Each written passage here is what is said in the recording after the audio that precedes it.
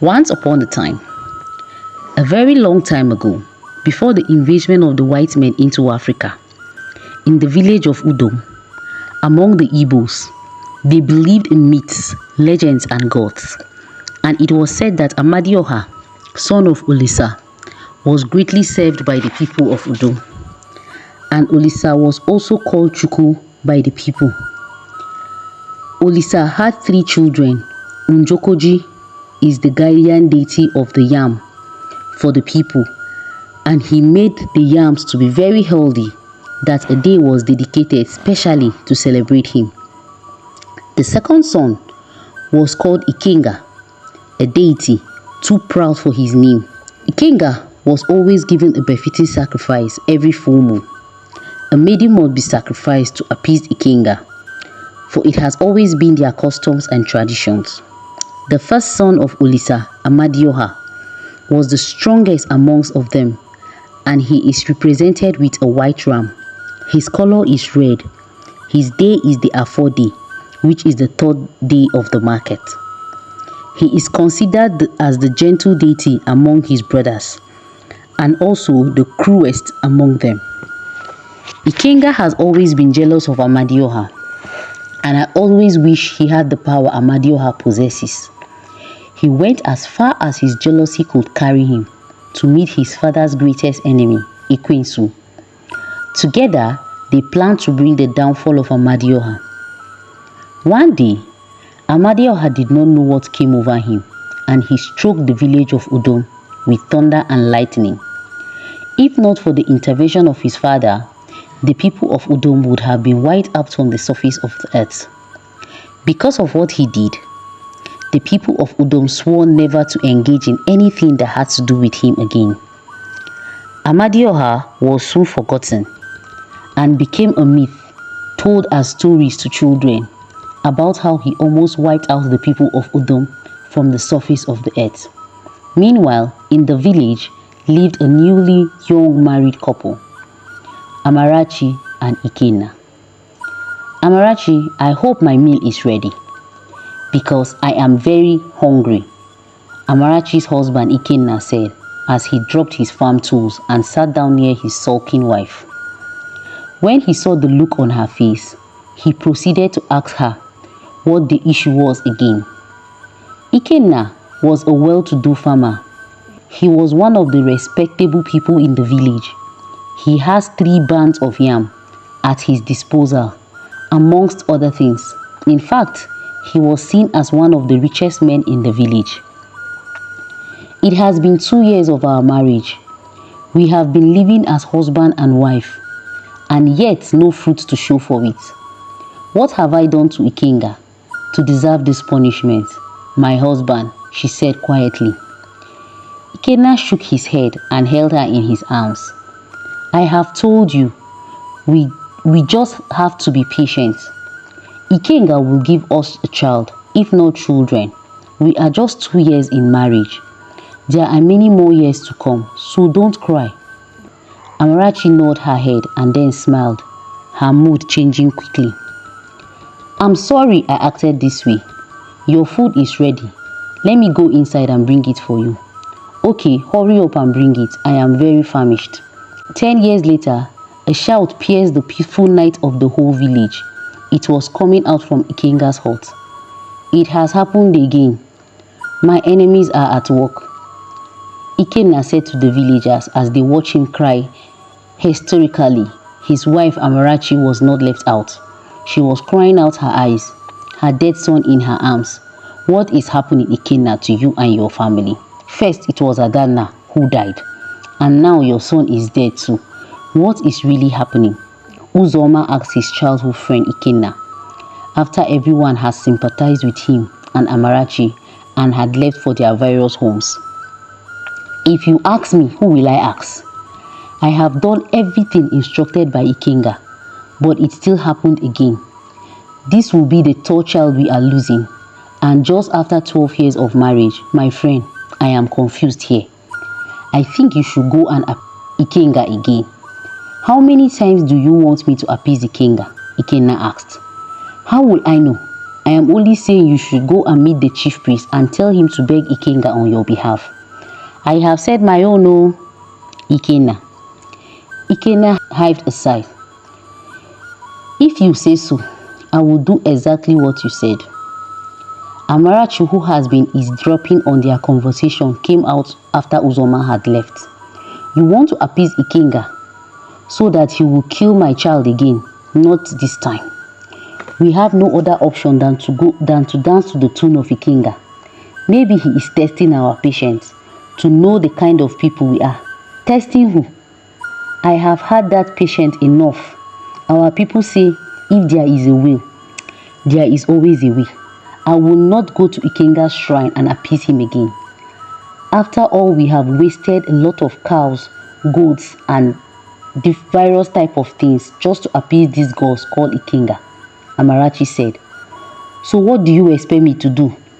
What do we do? Ikenna asked. Amarachi started smiling. It is now that you come. My late mother once told me about a very strong dibia, Umoma village. He is a very powerful dibia. They say his own gods listen to him. I want us to go and visit him, Amarachi said. Well, there is no harm in trying. We will set off for Umoma village first thing tomorrow morning. Do not tell anyone about this. Women mouths and gossip are 5 and 6. The couple journeyed through the village and went straight to the dibia. After asking some of the villagers the direction to his shrine, when they got there, they were surprised when the dibia told them, I have been expecting you since. You are highly welcome to my shrine. You can sit down.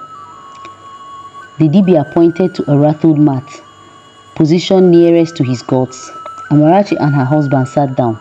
Fearfully, as if feeling their fear, he said, do not be afraid. You have come to seek solution to what has been happening in your family. Am I not right? You are right, wise one. We came all the way from Udum to Umoma to seek for a solution. We were told only you can help us out of our predicament, Amarachi said. The dibia nodded his head. He turned and faced his god, taking his gong and started beating it. The heavy masquerade that is asleep, I wake you up from your slumber. After beating his gong for a while, he turned to face the couple. The children that have been coming to you all are all Obanje children. Even the one in your womb now will die after 5 years on earth. Amarachi, expressing shock over what she just heard, she kept a firm hold on her stomach. Ikenga not left out. He too is always also shocked. Wise one, please, what do you advise us to do? Please, we don't want to lose our child again, Ikenna pleaded. The dibia beat his gong again and turned to face the young couple. It is said when a tortoise walks slow, a plan is taking shape in his cunning head. Well, there is a way to stop this child you are carrying from dying. You did the right thing by coming here. Please, what do we do to stop the child from dying? Okoro asked. If you are ready, then I will have to send away the Obanje spirits in the child's body. After that, the child will not die. In fact, your other children coming, the Bia told them. Wise one, we are ready, Amarachi replied. Very good decision, the dibia said some incantations, and a black cloth appeared in his hand. He handed it over to them, Amarachi taking it from the outstretched hand of the dibia. Whenever you want to sleep at night, make sure you put that black cloth on. This cloth signifies that you already know about its origin, and you are exposing it. Wear the cloth till the child is delivered. Make no mistake every night. If you miss any night, then all your efforts are in vain. Thank you, wise one. Ikenna and Amarachi thanked the dibia. One more thing. After the child is born, bring him or her here for the final cleansing. Together with the black cloth, you may now go, said the dibia. They left the dibia with great joy in their hearts. 9 months later, Ikenna was seen pacing outside his hut while he hears the cry of his wife in labor. Thunder strikes in the sky. Ikenna looked surprised that he stared at the sky. Before he could say anything, the door to his hut opened, and the Udom midwife came out with a little child in her hand. He quickly took the baby from the midwife's hand as she told Ikenna, it is a baby girl. The gods be praised, Ikenna said, rejoicing. Then he turned to the midwife. How is my wife? Hope she's fine. You know it is not easy doing childbirth, so how is she faring? Well, Ikenna, you have to take heart, the midwife began. Take heart for what? I don't understand. What are you saying? Explain it very well so that I can know what you meant by that, asked Ikenna confusedly. The child's mother is dead. She has gone to the land of the spirits. Ikenna, your wife is dead. The midwife dropped the bombshell. What did you just say? Ikenna asked.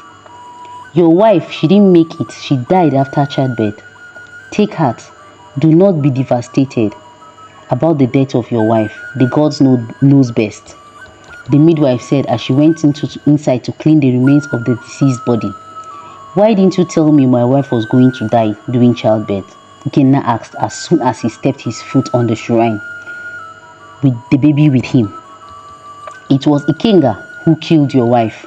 But now that this child is born, let me do the final cleansing. The dibia said, then continued, give me that child, Ikenna. Without a word, he gave the child to the chief priest. Together with the black cloth, he then lifted the child up and started saying the incantations meant for Obanje children. After a while, he wrapped the black cloth on the child and threw some kola nut on the child. He unwrapped the cloth from the child from the cloth and gave the child back to her father. It is done, but know this, she shall bear no other name than Obanje, Dibia finally said. Obanje? Why? Why that name, wise one? She is one of the daughters of Obanje, come to torment the human families by dying and coming back to life, then repeating the process again. But I have prevented her from going back to her world. She is now here to stay and dwell amongst us. Thank you, wise one. Ikenna left the shrine after the dibia had burned the black cloth to ashes and sprinkled the ashes on air. The bearer of Omarachi came and gone, but she was greatly missed by Ikenna and some of her friends. Ikenna had to beg one of the nursing mothers to help him nurse Obanje, promising her payment after she had rendered her services to him. It was in this process that Ikenna decided to take a second wife from a neighboring village. Ikenna got married to Adaku, the daughter of a late palm wine tapper. Ikenna greatly loved his beautiful wife. In fact, all the whole village loved to take a glimpse of her ebon black beauty whenever she passed by. Some people even wondered how Ikenna had seen this beautiful damsel, but unknown to Ikenna, his beautiful wife Adaku was a witch in disguise.